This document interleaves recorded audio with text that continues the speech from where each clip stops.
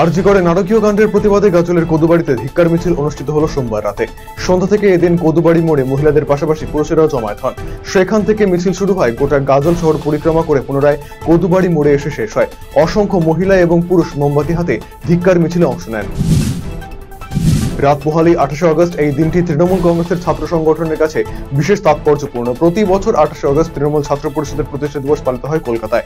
সমাবেশে যোগ দিতে সোমবার রাতে উত্তর দিনাজপুর জেলা থেকে দলে দলে ছাত্র যুবরা রওনা হয়েছেন কলকাতার উদ্দেশ্যে। এদিন রাতে রায়গঞ্জ শহরে তৃণমূল ছাত্র পরিষদের পক্ষ থেকে একটি মিছিল করা হয়। শিলিগুড়ি মোড় থেকে স্টেশন পর্যন্ত হয় এই মিছিল। এরপর স্টেশনের ট্রেনে চাপেন বহু তৃণমূল ছাত্র পরিষদের কর্মীরা। উপস্থিত ছিলেন জেলা তৃণমূল কংগ্রেসের সভাপতি কানাইয়ালাল আগরওয়াল, জেলা তৃণমূল ছাত্র পরিষদের সভাপতি রন্তু দাস, পৌর প্রশাসক সন্দীপ বিশ্বাস সহ অন্যান্যরা।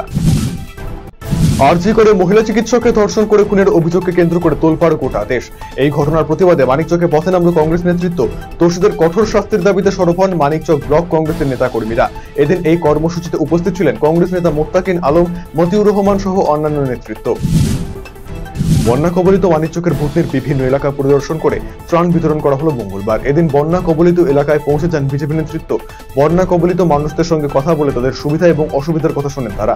পাশাপাশি বন্যা দুর্গত মানুষদের মধ্যে খাদ্য সামগ্রী সহ ত্রাণ বিতরণ করা হয়। এদিনের এই কর্মসূচিতে বিজেপি নেতা বিশ্বজিৎ মণ্ডল, অভিজিৎ মিশ্র, সন্তোষ মণ্ডল সহ অন্যান্যরা উপস্থিত ছিলেন। জন্মাষ্টমী উপলক্ষে কৃষ্ণ সাহায্য প্রতিযোগিতা আয়োজিত হলো কালিয়াগঞ্জে। মঙ্গলবার শান্তি কলোনি এলাকায় অবস্থিত শারদা শিশুতীর্থ স্কুলে কৃষ্ণ সাহায্য প্রতিযোগিতার আয়োজন করা হয়। স্কুলের কচিকাচারা কৃষ্ণ সাহায্য প্রতিযোগিতায় অংশগ্রহণ করে প্রথম, দ্বিতীয় এবং তৃতীয় স্থানাধিকারীকে কৃষ্ণের প্রতিকৃতি দিয়ে পুরস্কৃত করা হয়। এদিন পশ্চিমবঙ্গ ছাত্র সমাজের ডাকে মঙ্গলবার নবান্ন অভিযান ঘিরে তুলকালা। পুলিশ এবং মিছিলকারীদের মধ্যে খণ্ডযুদ্ধ।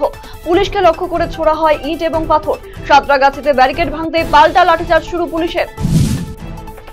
হেমতাবাদের কসবা মহেশ দাসপাড়া এলাকার বাসিন্দাদের উদ্যোগে কৃষ্ণ জন্মাষ্টমী উপলক্ষে পদযাত্রার আয়োজন করা হলো হেমতাবাদে। মঙ্গলবার সকালে একটি সুসজ্জিত শোভাযাত্রা হেমতাবাদ সদর এলাকা পরিক্রমা করে। কৃষ্ণ সেজে শোভাযাত্রায় অংশ নেয় খুদেরা। পাশাপাশি এলাকার বাসিন্দারা পদযাত্রায় উপস্থিত ছিলেন। এছাড়াও মঙ্গলবার রাত্রি পর্যন্ত ধর্মীয় অনুষ্ঠান অনুষ্ঠিত হবে কসবা মহেশ দাসপাড়া এলাকায়। 8 বছরের এক নাবালিকাকে ধর্ষণের ঘটনায় চাঞ্চল্য ছড়ালো এলাকায়। ঘটনাটি ঘটেছে কোচবিহার 1 নম্বর ব্লকের চান্দামারির রাজপুর এলাকায়। এই ঘটনার জেরে এলাকায় মুহূর্তের মধ্যে উত্তেজনা ছড়িয়ে পড়ে। এই ঘটনার খবর পুলিশের কাছে আসতে তড়িঘড়ি সেখানে পৌঁছায় কোচবিহার কোতোয়ালি থানার বিশাল পুলিশ বাহিনী। এই ঘটনার জেরে কোচবিহার কোতোয়ালি থানার সামনে বিক্ষোভ প্রদর্শন করে এসএফআই এবং ডিওয়াইএফআই। ঘটনার দোষী দৃষ্টান্তমূলক শাস্তির দাবি জানায় তারা। চা বাগানের নালা থেকে উদ্ধার হলো চিতাবাঘের দেহ। মঙ্গলবার নকশালবাড়ি হাতিঘিসার বিজয়নগর বাগানের ঘটনা এটি। এদিন হাতিঘিসার বিজয়নগর চা বাগানের 1 নম্বর সেকশনে একটি নালার মধ্যে চিতাবাঘের দেহ শ্রমিকদের নজরে আসে। বিষয়টি নিয়ে চাঞ্চল্য ছড়াতে ঘটনাস্থলে ভিড় জমায় স্থানীয়রা। ঘটনায় শ্রমিকদের মধ্যে আতঙ্কের পরিস্থিতি তৈরি হয়েছে। সোমবার ছিল জন্মাষ্টমী উৎসব। ভগবান শ্রীকৃষ্ণের জন্মতিথি ঘিরে মেতে উঠেছে ভক্তরা। একই ছবি রায়গঞ্জ। এদিন সন্ধ্যে থেকেই জাঁকজমকপূর্ণভাবে জন্মাষ্টমী উৎসবের আয়োজন করেছিল রায়গঞ্জ ভক্তি বৃক্ষ সেন্টার। রায়গঞ্জ শহরের নেতাজি পল্লীতে অবস্থিত এই প্রতিষ্ঠান দীর্ঘ 8 বছর ধরে এই অনুষ্ঠানের আয়োজন করছে। এবারেও একইভাবে অনুষ্ঠান করা হয়েছে। আসন্ন দুর্গোৎসব নির্বিঘ্নে সম্পন্ন করতে প্রশাসনিক বৈঠক অনুষ্ঠিত হলো হেমতাবাদ বিডিও অফিসে। মঙ্গলবার দুপুরে এই বৈঠকটি অনুষ্ঠিত হয়। হেমতাবাদ ব্লকের 55টি দুর্গাপুজো কমিটির সদস্যরা এই বৈঠকে উপস্থিত ছিলেন, যেখানে দুর্গাপুজো কমিটিগুলিকে অনলাইনে আবেদন করতে কি কি নিয়ম মানতে হবে সেই বিষয়ে প্রশিক্ষণ দেওয়া হয়। সেই সাথে পুজো কমিটিগুলিকে সরকারি নিয়ম সম্পর্কে অবগত করা হয়। হেমতাবাদের বিডিও সুদীপ পাল, জয়েন্ট বিডিও রৌনক রায় সহ অন্যান্যরা উপস্থিত ছিলেন এদিনের এই বৈঠকে।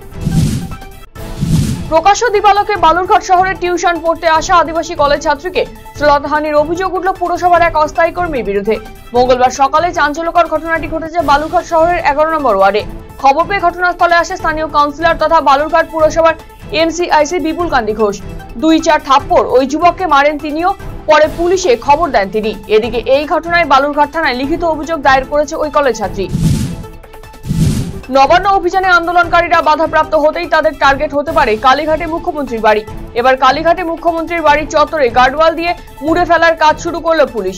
মুখ্যমন্ত্রীর বাড়ি এলাকায় সমস্ত পথ নো এন্ট্রি জোন করে শুরু হয়েছে গার্ডওয়াল বসানোর কাজ। বাড়ানো হয়েছে পুলিশি নিরাপত্তা। কোনোভাবেই যাতে আন্দোলনকারীরা মুখ্যমন্ত্রীর বাড়ির এলাকায় ঢুকতে না পারে সেই জন্য আঁটোসাঁটো করা হয়েছে নিরাপত্তা বেষ্টনী। যখন বন্যায় প্লাবিত বিস্তীর্ণ এলাকা তখনই বাড়তি মুনাফার জন্য নানান ধরনের চক্র চলছে বলে অভিযোগ উঠছে। নৌকায় উঠলেই দিতে হচ্ছে বাড়তি টাকা। এমনই অভিযোগ মালদার মানিকচকের ভূতনিতে বন্যা প্লাবিত এলাকার মানুষের কাছে 50 টাকা মাথাপিছু নেওয়া হচ্ছে নৌকা পারাপারে। এমন অবস্থায় বন্যা কবলিত মানুষদের মধ্যে বাড়ছে ক্ষোভ। এমন অভিযোগের কথা জানতে পেরে তড়িঘড়ি আসরে নামেন মানিকচকের বিধায়ক সাবিত্রী মিত্র। এই ঘটনার খবর পেয়ে তৎপরতার সাথে এলাকায় গিয়ে খোঁজ খবর নেওয়ার পাশাপাশি দ্রুত প্রশাসনকে খতিয়ে দেখার নির্দেশ দেন তিনি।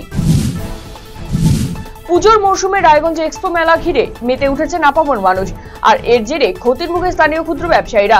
এমনই অভিযোগ তুলে রায়গঞ্জ পৌরসভায় ডেপুটেশন দিলেন ক্ষুদ্র ব্যবসায়ীরা।